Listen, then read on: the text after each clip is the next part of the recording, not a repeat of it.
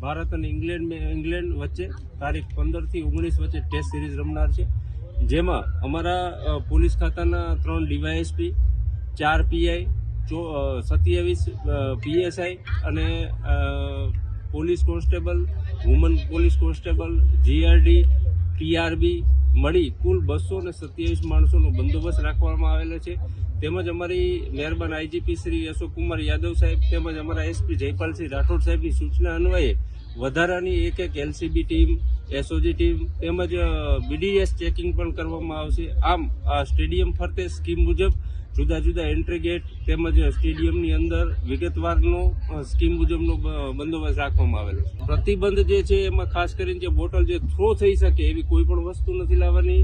અહીંયા બધી વ્યવસ્થા છે જ તે, અને એ બાબતે તેમને ન્યૂઝપેપરમાં અને એને અગાઉથી પણ જણાવવામાં આવેલ છે કે આ વસ્તુ નથી લાવવાની ગ્રાઉન્ડ ઉપર.